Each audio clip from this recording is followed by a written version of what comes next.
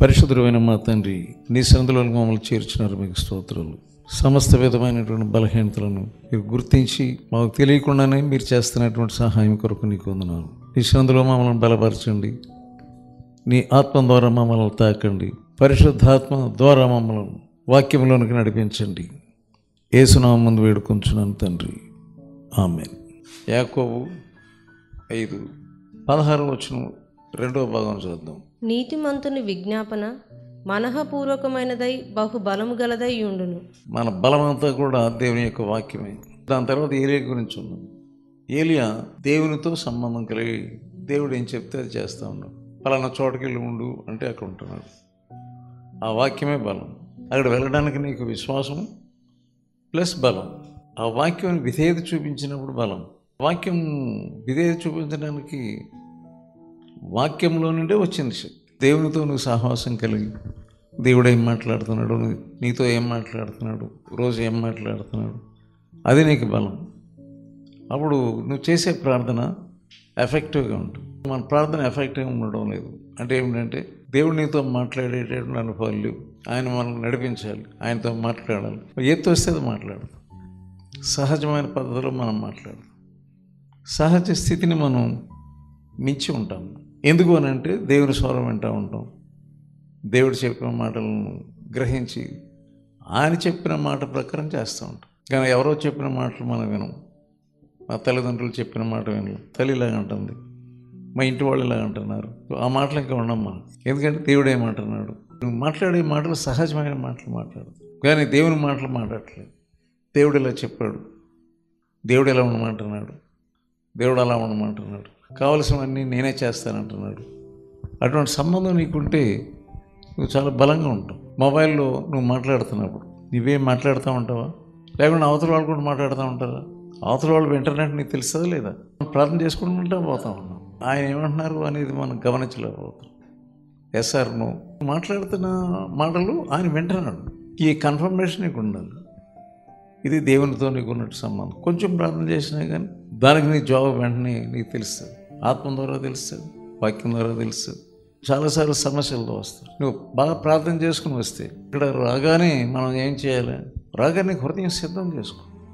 ఒక సమస్యతో వచ్చావు, ఆ సమస్య నువ్వు ఎప్పటి నుంచో ఆ సమస్యతో ఉంటున్నావు. ప్రభువా నాతో మాట్లాడు అన్నప్పుడు వాక్యం నుంచి దేవుడు మాట్లాడుతాడు. మనం ఏం మాట్లాడుతున్నామో మనకు తెలియదు. మీరు ప్రార్థన చేసేటప్పుడు ఏం ప్రార్థన చేయాలో కూడా ఆయనే ఇస్తాడు. ప్రార్థన అంశాలు ఇస్తాడు. నీ నోరు బాగా తెరుము, నేను దానిని నింపేదాన్ని. ఇక్కడికి వచ్చినప్పుడు దరిదాపు 1 hour అయినా మీరు ప్రార్థన చేసుకోండి, సంతోషించవచ్చు. కానీ నీ భారం పక్కన పెడితే నువ్వు ఏడవాలి. అయ్యో ఈ భారం నా నెత్తివేద ఉంది, దీన్ని ఎవరు తీరుస్తారు? దేవుని సన్నిధిలోకి వచ్చింది హన్న. ఎలా వచ్చిందా? బహు దుఃఖాక్రాంతురాలే వచ్చింది.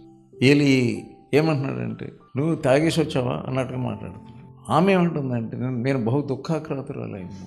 దేవుని సన్నిధిలోకి వెళ్ళినప్పుడు అసలు నువ్వు వెంటర్ అవుతున్నప్పుడే ఆ దుఃఖం లేకపోతే ఏంటి?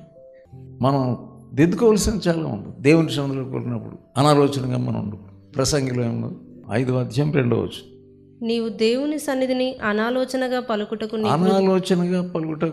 నీ హృదయమును త్వరపడనీయక. నీ హృదయం త్వరపడనీయకు. నీ హృదయం త్వరపడుతుంది. నీ నోటిని కాచుకో. అదే మనం చేసే మిస్టేక్. దేవుని సన్నిధిలో ఉన్నప్పుడు అనవసరమైన మాటలు మానేసేయాలి. ఒక్క మాట కూడా అనవసరమైన మాట రాకూడదు. ఒక్క మాట కూడా. ఎందుకంటే దేవుడు ఆకాశమందున్నాడు, దేవుడు ఆకాశమందున్నాడు, నీవు భూమి మీద ఉన్నావు, నీవు భూమి మీద ఉన్నావు. కావున నీ మాటలు కొద్దిగా ఉండవాలి. నీ మాటలు దేవుని సన్నిధిలో కొద్దిగా ఉండాలి. ఎప్పుడు నేర్చుకుంటారు మీరు? ఎవరైనా కొత్త వాళ్ళు వచ్చినప్పుడు వాళ్ళు ఏమి నేర్చుకుంటారు మీ ద్వారా? ఏమి నేర్చుకోరు. మన యొక్క మాదిరి ద్వారా ఇతరులకు మనం ప్రయోజనకరంగా ఉండాలి. పరిహాస్యపాత్మ, హాస్యపాత్మ, నవ్వేటటువంటి మాటలు ఇవన్నీ మానేసేయాలి. దేవుని సన్నిధి అంటే సీరియస్గా అగ్నితో నేను తాకబడాలి. మనం ప్రార్థన చేసేది ఏం ప్రార్థన చేస్తున్నాం? ఏం సీరియస్ ఉందా నీకు? ఏం భయం ఉందా నీకు? దేవుని సన్నిధి నీకు భయం లేకపోతే దేవుడు ఎలా నేను సంప్రదిస్తాడు? ఎలా నీతో మాట్లాడతాడు? ఎలాగ అగ్ని వచ్చి నేను తాగుతుంది?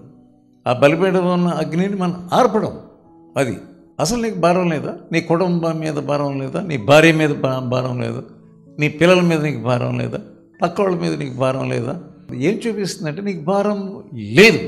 నశించిపోతున్న వారు విషయంలో నీకు భారం లేదు. ఎటువంటి మాట ఇది? మనఃపూర్వకమైన నీతిమంతుని యొక్క ప్రార్థన. అది అంటే ఎఫెక్చువల్ ప్రేయర్, బలమైనటువంటి ప్రార్థన, పట్టుదలతో కూడినటువంటి ప్రార్థన. ఆయన సన్నిధిలో గోజాడి ఆయనకు జవాబును పొందేటటువంటి ప్రార్థన. ఏడుస్తాం మనం, అయ్యో ఇలాగైపోయింది నా పరిస్థితి, నా కొడుకు ఇలాగైపోయాడు, నా ఇంటి పక్క కూడా ఇలాగైపోయారు, ఆ పలానా వాళ్ళు కప్పుకొని చనిపోయారు, నేనేం చేయలేకపోయాని ఏడుస్తూ ఉంటాం. ఆ ఏడక ముందే మనం ఇక్కడికి దేవుడు చక్కనిది తరుణం ఇచ్చాడు. ఏంటిది తరుణం? నేను అనుకుంటున్నాను మనం అనేకమైన ఆశీర్వాదాలు అజ్ఞానం ద్వారా మనం పోగొట్టుకుంటున్నాం. ఇది పద్ధతి కాదు. దేవుని సన్నిధిలోకి వచ్చినప్పుడు కన్నీటితో ఉండాలి, భారంతో ఉండాలి, భయంతో ఉండాలి. భయం లేకపోతే దేవుడు నిన్ను మానవ కోటికి ఏమి పెట్టాడంట?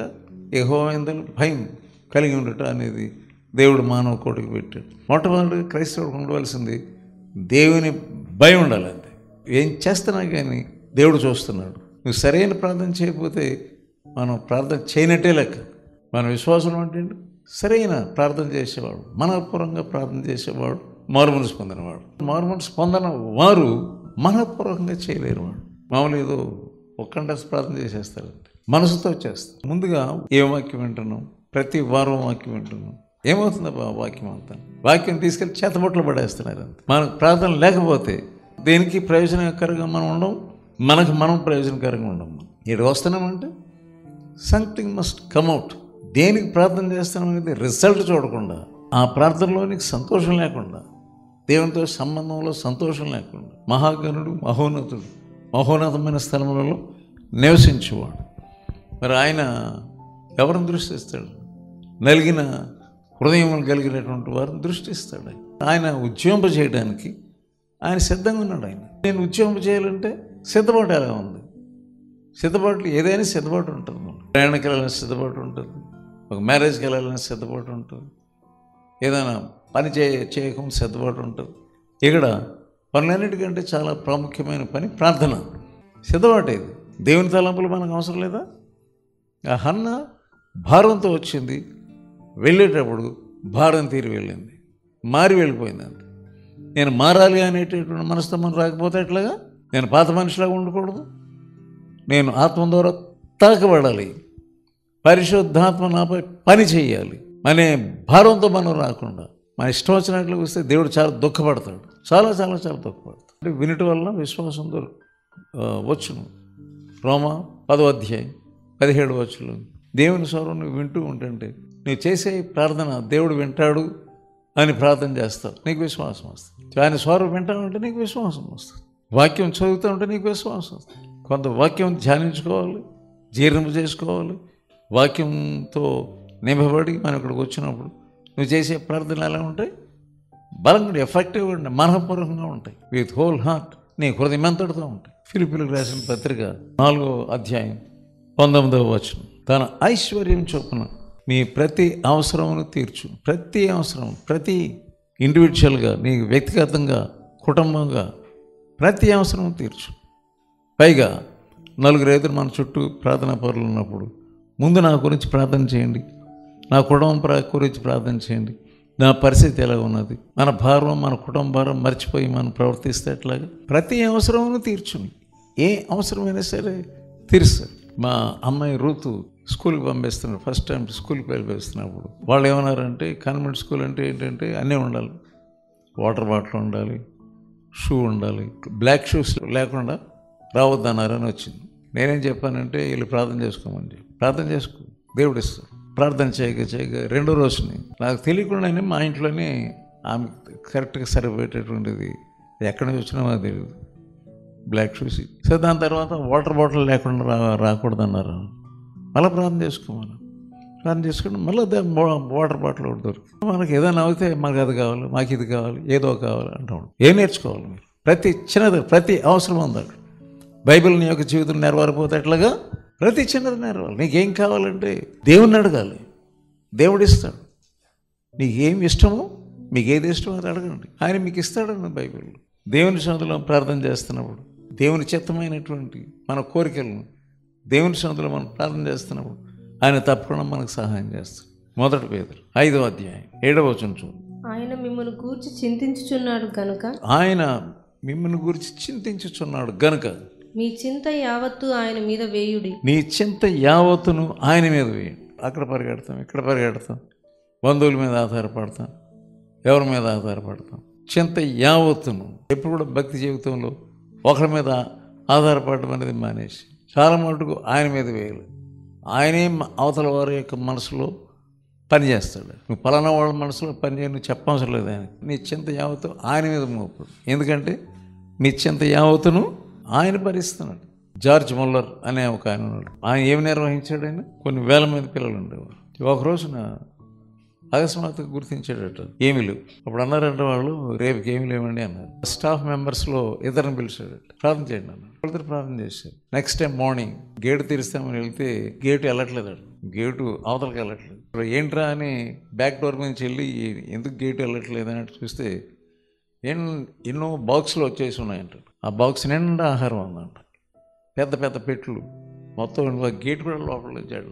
ఎవరు పంపించారో తెలియదు, ఎక్కడి నుంచి వచ్చిందో తెలియదు. కానీ ఒకటి తెలుసు జార్జ్ ముల్లర్కి, ఎక్కడి నుంచి వచ్చింది అది పైనుంచి వచ్చిందని తెలుసు. సో సరైనటువంటి ప్రార్థన ఆయనకి చేసిన దేవుడు మనకెందుకు చేయాలి? ఆయన మీద ఆధారపడడం, ప్రార్థన చేయటం మనం నేర్చుకుంటే దేవుడు గొప్ప గొప్ప కార్యాలు చేయడానికి సిద్ధంగా ఉన్నాడు. మనమే మన అవిశ్వాసం ద్వారా, అజాగ్రత్త ద్వారా, ప్రార్థనహీనత ద్వారా మనం ఏం చేస్తున్నామంటే దేవుడు చేసే కార్యములకు అడ్డొచ్చేస్తున్నాం. నీ హృదయాన్ని జాగ్రత్తగా కాపాడుకోకపోతే, నీ హృదయాన్ని భద్రంగా కాపాడుకోకపోతే మరి ఏం చేసిందంటే ఈ సంఘటనలన్నింటినీ కూడా ఆమె హృదయంలో భద్రంగా కాపాడు. దేవదూత ఏం మాట్లాడాడు, ఎవరేం మాట్లాడుతున్నారు, సిమియోను ఏం మాట్లాడాడు, ఇవన్నీ కూడా ఎక్కడ దాచుకుంది? తన హృదయంలో భద్రంగా దాచుకుంది. ఒకసారి హడ్సన్ టైలర్ అని ఆయన సేవ చేస్తూ ఉన్నాడు, ప్రయాణంలో ఉన్నాడంట. ఒక షిప్ అది వెళ్తా ఉంది. అప్పుడు ఈ యంత్రాలు పెద్ద పెద్ద తెరచాపలు ఉంటాయి. ఆ తెరచాపలు ఎత్తేస్తే గాలికి కొట్టుకుని వెళ్ళిపోద్ది.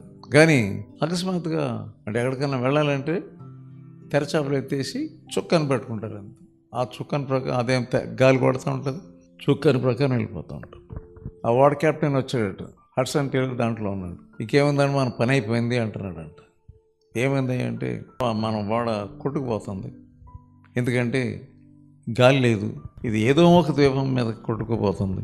ఆ కెప్టెన్ ఏమంటున్నాడంటే అది నాకు తెలుసు, అది మహాభయంకరమైన ద్వీపం అది. ఇప్పుడు ఏం చేయాలి? ఆ కొట్టుకుపోకముందు గాలి వస్తేనే ఇక్కడ ఇది వెళ్తుంది, లేకపోతే మన ప్రకారం వెళ్తుంది షిప్. అది ఎటు కొట్టుకుపోద్దో మనకు తెలియదు. ఆ టైంలో హడ్సన్ టైలర్ అన్నాడంట, నువ్వు వెళ్ళి ప్రార్థన చేయన్నాడంట. ఆయన కెప్టెన్, ఆయన ఏదో చెప్పబోతున్నాడు, ఫస్ట్ నువ్వు వెళ్ళి ప్రార్థన చేయి, నేను ఇక్కడ వీళ్ళు దీని సంగతి చూసుకుంటా అన్నాడు. 40 నిమిషాలు ప్రార్థన చేశాడంట.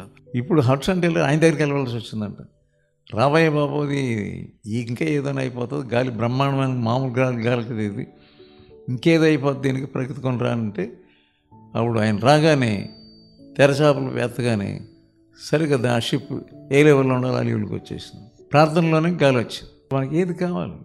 ఊరినే కుయ్యో ముర్రో అని అడగడం కాదు, మనకి ప్రార్థన అనే ఆయుధం ఉంది. ఆయన చిత్తానుకూలంగా మనం ఏది అడిగినాను ఆయన మనకి అనుగ్రహిస్తాడు. 33:3 నాకు మొరపెట్టుము, నేను నీకు ఉత్తరం ఇచ్చేదను. అది మనం మొరపెట్టడం నేర్చుకోవాలి. నీవు గ్రహింపలేని గొప్ప సంగతి ప్రార్థనలో అయి ఉన్నది. గూఢమైన సంగతులను నీకు తెలియజేతును. ఆయనే చెప్తాడు. మనం ప్రార్థన మొదలు పెట్టాము. ఆ ప్రార్థన మనం ఏం చేస్తున్నామంటే మన ఇష్టానుసారంగా చేస్తున్నాం. ప్రభువా నాకు ప్రార్థన నేర్పు, ఆయనే నీకు ప్రార్థన నేర్పిస్తాడు. నువ్వు ఎలా ప్రార్థన చేయాలో నోరు తెరిచి ప్రార్థన కూర్చున్నప్పుడు ఆయన నీకు, ప్రభువా నాకు ఈరోజు భారం ఏంటి, అసలు నోరు తెరిచి కొద్దిసేపు ప్రార్థన చేసుకునే సమయంలోనే వచ్చేస్తుంది ఏమేమి భారాలు చేయాలి. ఒక్కొక్కరు కోరికలా ప్రార్థన చేయాలి. ఈ ప్రార్థనలు మనం ఆత్మ ప్రార్థనలు మనం నేర్చుకోకుండా అసలు ప్రార్థన చేస్తున్నప్పుడే దేవుడు నీతో మాట్లాడుతూ ఉంటాడు. యెషయా గ్రంథం 65:24 వారు వేడుకొనక మునుపు నేను ఉత్తరం ఇచ్చేదను. వారు మనవి చేయుచుండగా నేను ఆలకించెదను. మనం చేస్తున్నప్పుడే ఆలకిస్తాడు.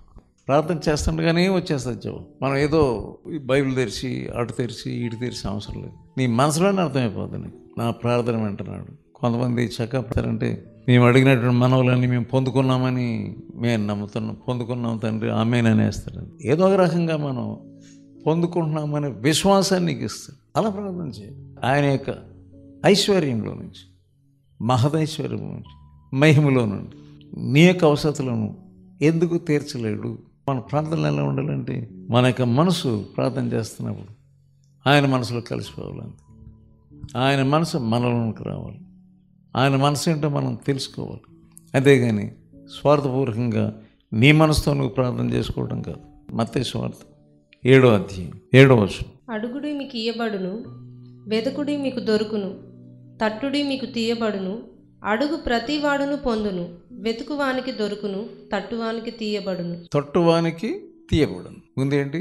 అడగాలి. నువ్వు అడిగినాక నీ జవాబును పొందట్లేదు, తట్టడం నేర్చుకో. ఎప్పటి వరకు తట్టాలి? తలుపు తీసే వరకు తట్టాలి. అలాగే వెతకాలి, దొరికే వరకు కూడా వెతుకుతాను. మనం వెతకడం నేర్చుకోవాలి, తట్టడం నేర్చుకోవాలి. ఏదో అడగమని అడిగాము, నాకు దొరకలేదు అంతేనా? ఎందుకు నాకు ఇవ్వట్లేదు ప్రభు అని మనం అడగాలి. ఎందుకు జరగట్లేదు ప్రభు, మేము ప్రార్థన చేస్తున్నాం, అది కావాలి, ఇది కావాలి, ఇది చేయండి, అది చేయండి, ఎందుకు జరగట్లేదు? తప్పకుండా జరుగుతుంది. నువ్వేమి అడిగితే అది ఆయన ఇస్తాడు. సో ఇద్దరు లేక ముగ్గురు వారు ఏకీపించినట్లయితే, ఇద్దరు లేక ముగ్గురు ఏకీపించండి పలానా విషయంలో ప్రార్థన మొదలు పెట్టండి, దేవుడు సహాయం చేస్తాడు. నాకు అనారోగ్యం ఉన్నప్పుడు కొంతమంది ఇద్దరు ముగ్గురు కలిసి అప్పుడప్పుడు ప్రార్థన చేస్తూ ఉన్నారు. ప్రార్థన చేస్తున్నప్పుడు దేవుడు కార్యం చేస్తూనే ఉన్నాడు, జరగని కార్యములు చేస్తూ ఉన్నాడు, దానికి కావలసినటువంటి దాన్ని తీరుస్తూ ఉన్నాడు. మనం అనంతరం మనం చేసుకోలేము, కానీ ఆయనే చేస్తాం. కానీ మనం అడుగుతున్నప్పుడు ఒకవేళకి అసలు దొరకట్లేదు అనుకోండి, మన హృదయాన్ని పరీక్షించుకో. 66వ కీర్తన 18వ వచనం. నా హృదయములో నేను పాపమును లక్ష్యము చేసిన ఎడల, నా హృదయంలో నేను పాపమును లక్ష్యం చేసిన ఎడల, ప్రభువు నా మనవి వినకపోవును. ప్రభువు నా మనవి వినకపోవును. అంతే. కొన్ని విషయాల్లో ప్రార్థన చేస్తున్నారు కానీ దొరకట్లేదు. ఏం పర్వాలేదు అనుకుంటున్నారు, ఏదైనా పాపమును దాచినా పర్వాలేదు అనుకుంటున్నారు. కానీ పాపం దాచి దేవుడినితో మాట్లాడాలంటే ఎలా మాట్లాడతాడు? ఏ పాపం మీద అడ్డు వస్తున్నారు అది నువ్వు తెలుసుకోవాలి, దాన్ని పట్టించుకోవాలి, దాన్ని తీసేవదలు పడేయాలంతే. నా హృదయంలో నేను పాపమును మెచ్చుకుంటే, లక్ష్య పెడితే, ఉండనిస్తే, నువ్వెంత ప్రార్థన చేసినా కానీ ప్రభుని మనం వినడు, అది తెలుసుకో. అలాగే కాలక్షేపం చేస్తూ ఉంటాం. 1 యోహాను 3వ అధ్యాయం. మరియు మనం ఆయన ఆజ్ఞలను గైకొనుచు ఆయన దృష్టికి ఇష్టమైనవి చేయుచున్నాము గనుక మనమేమి అడిగినను అది ఆయన వలన మనకు దొరుకును. ఏమి అడిగినా మనం నష్టపోతున్నాం, అడగక నష్టపోతున్నాం. ఏమి అడిగినా అంటే నీకు ఏ భారం ఉందో ఆ భారం పెట్టు. దాంట్లో ఏదైనా సరే, ఆర్థిక సంబంధమైనది, శరీర సంబంధమైనది, ఇంకా ఏదో అవసరత ప్రతిది కూడా ఏది అడిగినా. మరియు మనం ఆయన ఆజ్ఞలను గైకొనుచు అది ఆజ్ఞల దానికి వెళ్ళాలి. ఆజ్ఞలు ఏమున్నాయి? ఎవరినైనా నేను ప్రేమిస్తున్నాను, దేన్నైనా ప్రేమిస్తున్నాను, నా శరీరాన్ని నేను ప్రేమిస్తున్నాను. ఎందుకంటే ఆజ్ఞలలో మొదటిది ఏంటి? నీ దేవుడిని యెహోవాను నేను తప్ప వేరొక దేవుడు నీకు ఉండకు. రెండోది ఏంటి? ఏ విగ్రహంనైనాను పూజించుకోడు, వ్యర్థంగా మాట్లాడకూడదు. ఇవన్నీ నువ్వు ఆలోచించుకో. ఆజ్ఞలను మనం గైకొనిన ఎడల మనం ఏది అడిగినాను ఆయన మనకి ఇస్తాడు. ఇవ్వట్లేదు అనుకో, ఈ ఆజ్ఞను నేను మేరుతున్నాను, నాకు తెలియకుండా ఏ ఆజ్ఞ నేను మేరుతున్నాను, ఎక్కడ నేను తప్పు చేస్తున్నాను, అదని పట్టించుకొని సరి చేసుకొని, దేవుడు చూపించిన ప్రభు నేను సరి చేసుకొని ఆయన సన్నిధిలోకి వెళ్ళినప్పుడు ఏది అడిగినా ఇస్తాడు. ఒకసారి అలెగ్జాండర్ ద గ్రేట్ ఆయన దగ్గరికి ఒక ఆయన వెళ్ళి, మా అమ్మాయి పెళ్ళి చేయాలి నేను, ఆయన స్టాఫ్లోని, నాకు ఇంత డబ్బు కావాలన్నాడు. అంత డబ్బు అంటే చాలా పెద్ద అమౌంట్. సో ఎవరైతే ట్రెజరర్ ఉన్నాడో అతని దగ్గరికి వెళ్ళి అలెగ్జాండర్ గారు ఇమ్మన్నారు అంటే, అమ్మబాబు ఇది ఎక్కడ నీకు ఇవ్వబడుతుంది అని అతడు మళ్ళీ అలెగ్జాండర్ని కాంటాక్ట్ చేశాడంట. ఇది ఈయన వచ్చి ఇంత డబ్బు అడుగుతున్నాడు, మరి దీంట్లో మన కోశాగారం నుంచి అంత ఎగిరిపోతే అట్లా. అలెగ్జాండర్ అన్నాడు, ఇవ్వయాను నేను ఇమ్మని చెప్పాను కదా, ఎంత డబ్బా? అంత డబ్బైనా ఇచ్చి. అప్పుడు చెప్పాడు, ఎందుకు ఇలా అంటున్నారంటే, అతడు నన్ను బాగా ప్రేమిస్తున్నాడు, ప్రతి చిన్నదానికి అతడు పట్టించుకుంటాడు కనుక నేను అతన్ని గమనిస్తున్నాను, అతడు నాకు ఇష్టం, డబ్బు ఇస్తాను, నా ఇష్టం అది అంతే. అతడు నోరు మూసుకొని ఇచ్చేసాడు. నీకు ఎంత కావాలో అంత ఇస్తాడు అది. అంటే మనం అనవసరంగా ఇవ్వడం కాదు, ఇది ఒక ఎగ్జాంపుల్ మట్టుకి. అలాగే దేవుడు కూడా అంతే. నువ్వు ఎలా ఉండాలని కోరుతున్నావు, దేవుని సన్నిధిలో ఎలా ఉండాలని కోరుతున్నావు, ఎలాగ నువ్వు వాడబడాలని కోరుతున్నావు, ఎలాగ నువ్వు మెయింటైన్ చేయాలని కోరుతున్నావు, నీకు ఇష్టం వచ్చింది మనం ఏది అడిగినాను అది గుర్తించు. ఆయన చిత్తానుకూలంగా మనం ఏది అడిగినాను. ఒకరొకరు ప్రాబ్లమ్స్ ఉన్నాయి. కొంతమంది ఎవరికి చెప్పుకోలేరు, కానీ చెప్పుకోవడం తప్పేం కాదు.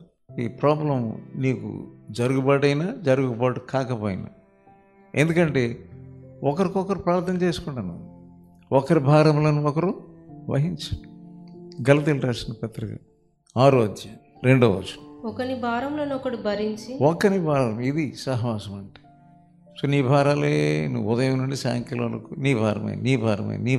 ఇతర భారాలను ఎప్పుడు మోసినప్పుడు దేవుడు నీ భారం మోస్తాడు. దేవుని రాజ్య భారములు నువ్వు మోసినప్పుడు నీ భారములను దేవుడు మోస్తాడు. అలాగే నీ ఎప్పుడు నీ భారం గురించే ఒత్తిడైపోయి, నీ భారం గురించి నలిగిపోయి, నీ భారమే కొండంత భారం, నేను మోయలేకపోతున్నాను, ఇది ఎవరు తీరుస్తాడు అనుకుంటాం కాదు. ఫస్ట్ ఆఫ్ ఆల్ నువ్వు ఇతర భారాలు తెలుసుకో, ఇతర భారాలు అడుగు, నీ పక్క వాళ్ళకి భారాలు నువ్వు తెలుసుకో, వాళ్ళ కొరకు ఫస్ట్ ప్రార్థన చేయి. ఒకని భారములను ఒకడు భరించి ఈలాగు క్రీస్తు నియమమును పూర్తిగా నెరవేర్చుడి. అది క్రీస్తు యొక్క నియమమును పూర్తిగా నెరవేర్చండి. క్రీస్తు యొక్క నియమం పూర్తిగా నెరవేర్చాలంటే ఒకని భారములను ఒకరు మొయ్యటమే. మత్తయి సువార్త 21వ అధ్యాయం 22వ వచనం.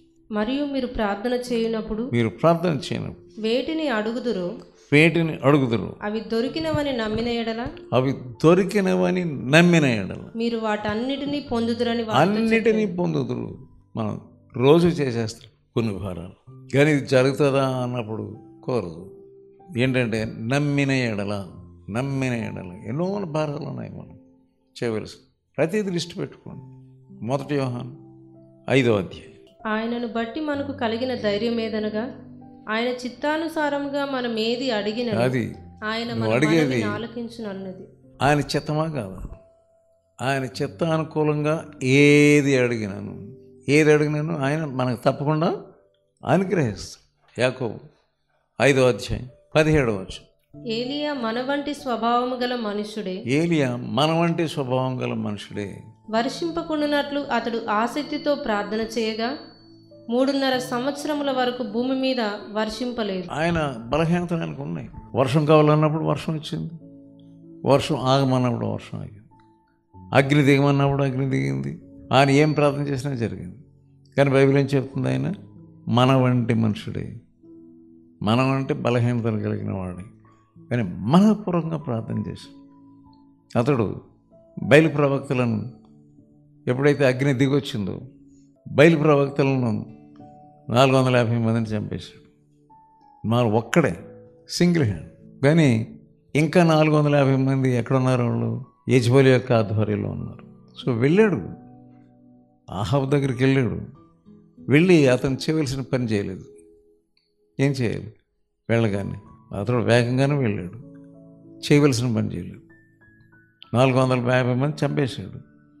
అతడేం చేశాడంటే అష్టారోతు దేవత యొక్క పూజలు చేశాడు, బయలుదేవతలు పూజలు చేసేటువంటి వారిని ఇక్కడ చంపేశాడు, కానీ అక్కడ మిగిల్చాడు. ఎప్పుడైతే మిగిల్చాడో అదే ఆత్మ ఇతని మీద దాడి చేసింది. ఆ 450 మందిలో ఉన్నటువంటి సైతాన్ యొక్క ఆత్మ, బయలుదేవత యొక్క ఆత్మ, అష్టారోతు దేవత యొక్క ఆత్మ బలంగా అతని మీద పనేసి అతనే పారిపోవాల్సి వచ్చింది. చివరికి వెంటనే యెజెబెలును ఫస్ట్ చంపేశారు, అంతే, ఫినిష్. ఇప్పుడు చేయవలసింది మనం చేయలేదు, అంత. అతడు మిగిల్చినటువంటి సేవను మనం చేయాలి. ఇదేంటంటే వ్యభిచార క్రియలను రేపేటటువంటి ఆత్మ. అష్టారోతు దేవత అంటే వ్యభిచార క్రియలను మనిషిని పీడించి రేపి మనిషిని పాడు చేసి తుత్తినీళ్ళుగా చేసి పిచ్చోళ్ళగా చేసి పడేస్తుంది. ఆ ఆత్మను యెజెబెలు రాణి ఏం చేస్తుందంటే పెంపొందింపజేస్తుంది. ఈ శక్తితోనే వెళ్ళిపోయి అకస్మాత్తుగా ఆ 450 మందిని చెప్పేయవలసి, అది చేయలేదు. మన వంటి వాడే చేశాడు, సగం చేశాడు. అయినప్పటికీ దేవుడు అతని ప్రార్థన అంగీకరించాడు. దేవుడు అతడు ఏం ప్రార్థన చేశాడో ఆ ప్రార్థన జవాబిచ్చాడు. ఎందుకంటే మనఃపూర్వకంగా ప్రార్థన చేసుకున్నాం. ఆఖరి సమయంలో మనం సగం చేసి మనం చనిపోకూడదు. మనం ఆయన అప్పగించిన దాన్ని పూర్తిగా చేయాలి. సో ఏలియా మన వంటి వాడే కానీ వర్షింపకుండానట్లు అతడు ఆసక్తితో ప్రార్థన చేశాడు. 3.5 సంవత్సరముల వరకు భూమి మీద వర్షింపలేదు.